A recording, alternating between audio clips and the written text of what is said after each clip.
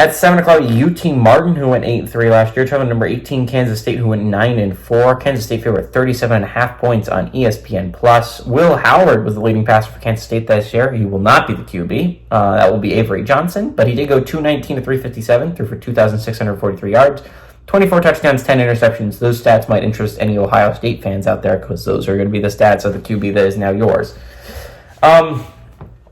DJ Giddens was their running back on the ground, and honestly, he did a great job replacing Deuce Vaughn. Deuce Vaughn was that dude at Kansas State. He helped turn that program around, and it was a big question mark what they were going to do offensively at running back without Deuce Vaughn, and DJ Giddens did an amazing job. 223 carries for 1,226 yards and 10 touchdowns.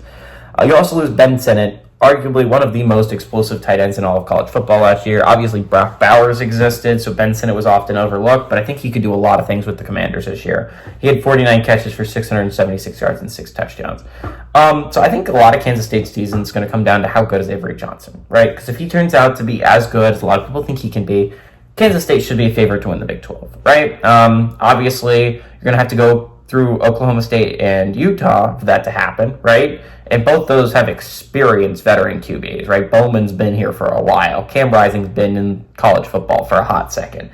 So it really all depends on how good is Avery Johnson. And I think he has a chance of being pretty good. I've watched Avery Johnson play. I like his athleticism. I think there's some things about his games that he has to clean up if they want to make a legitimate chance at a Big 12 championship run and a playoff spot. But I think K-State is a really good team this year. They're playing a solid UT Martin team, but I don't think that's going to super matter.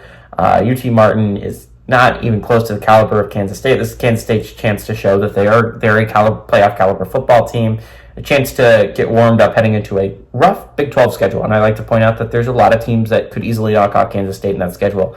Big 12 might be the deepest conference, maybe ACC, but Big 12 is a pretty deep conference, and a lot of teams have an argument that it's the best team in the Big 12. So I like Kansas State to win this one, and I like Kansas State to cover.